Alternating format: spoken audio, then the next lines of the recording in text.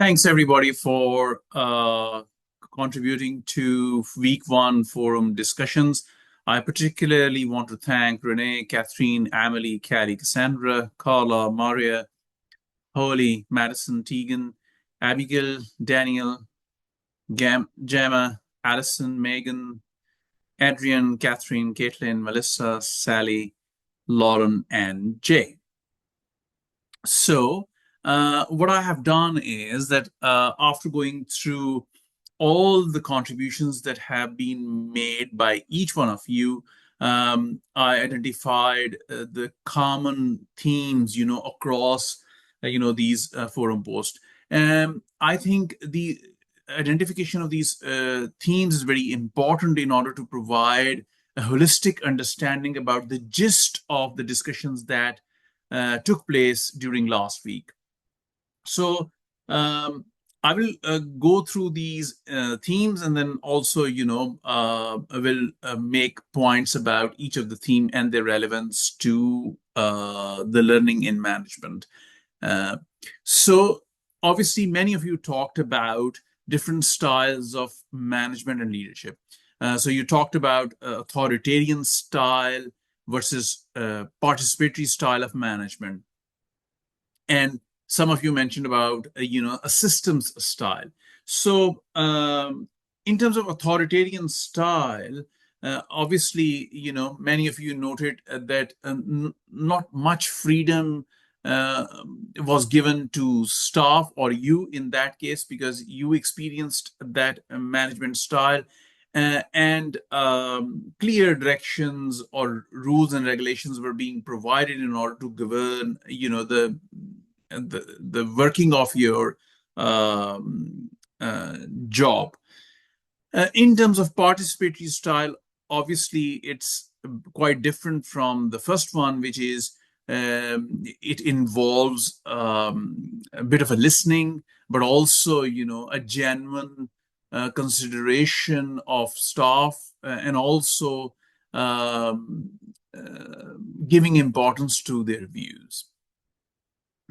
Then some of you talked about, emphasis on people versus products. That is, in some of the organizations where you worked in the past, there was more emphasis on, efficiency or products and outputs and outcomes. Um, but some of you also experienced, such organizations where people were more important. And then, of course, systems style where a lot of emphasis being placed on improving systems, and the operations. So, in addition to these styles, it was also evident that it is quite important to have flexibility in approaches. So, authoritarian style, for example, is not always bad. I think uh, for example, Tegan mentioned that her husband works in Department of Defense, Army, where because of the nature of the job, it requires authoritarian style because there is a lot of risk involved. So you need very clear command and control, clear guidelines and policies. And I can say that this kind of a style will work very effectively in all those organizations where there is a high need to avoid loopholes because they can lead to great exposures to risk, So, but having said that, generally speaking, in organizations like GLAM, more participatory kind of a style and listening to people and giving emphasis, to the opinions of people is going to work. Having said that, always it is good to have a balance. Sometimes, obviously, you will also need to take care of the bottom line. Because if you're going under the water, like your organization, your budget is going under the water year after year, obviously the funders or the government is not going to tolerate it indefinitely, right? So having that fine balance where you also take care of people, which is most important aspect of your organization, but also you deliver, in terms of the services or products.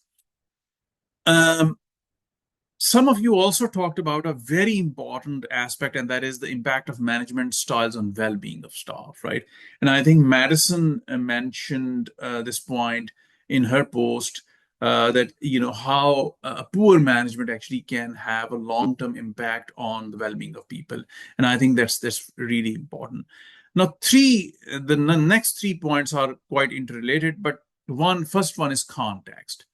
So one of the purpose of this subject is obviously to train you as a manager, or even if you are not going to work as a manager but as a worker, that you give him due importance to the context in which you are operating, right? Because that context is going to determine to a great degree that what kind of management and leadership style you're going to use, with your peers or with your subordinates. So context is very important. No one style is going to work. I shouldn't say no, in all conditions, but generally speaking, most of the styles, will be appropriate only for certain conditions, and they will not be applicable to all circumstances. Second is culture. It's really, really important to have a great deal of understanding of culture. Melissa, for example, talked about experience of restructure and how two restructures, people had a lot of negative feelings because, you know, the people who were in charge of the restructures, they were not really understanding the culture. And obviously, if you are not understanding the culture, you will not be understanding the feelings and emotions of people and their values, right? The third aspect is communication. Many of you talked about the importance of having clear communication, right? And the last point, and that was, I think in some of the later forum posts, this point came in, and that was, transactional work or work with deep involvement. Sorry, I missed an E after V. So I think Lauren started this idea about transactional versus engaging with work at a very emotional level, because especially when the requirements of work are continue to increase, but the compensation doesn't match that, right? And I think that's a really important point, because sometimes you have to draw the line, right? So in some circumstances, obviously transactional work is going to pay, and especially in those cases where uh, number one, motivation is low. Number two, reward or compensation is not matching the work you are doing, right? But at least in my view, I think it will be very difficult for a person to sustain this kind of work for a long period of time. It's not impossible, people do that, but having a transactional work for the whole of your life, it is going to be difficult, because you won't be able to make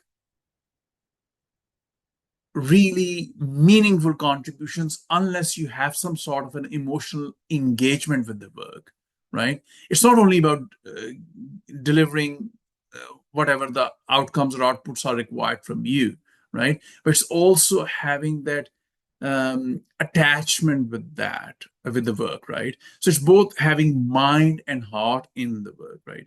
I understand it's not always possible, but I also think that beyond a certain point of time, it will be hard to sustain that. And people who will try to that, they may have impact on their emotional well-being. Um, so having said that, as I said, I deeply enjoy, reading all of your posts, and I want to thank all of you for making these important contributions, and look forward to reading your contributions in week 2. Thank you.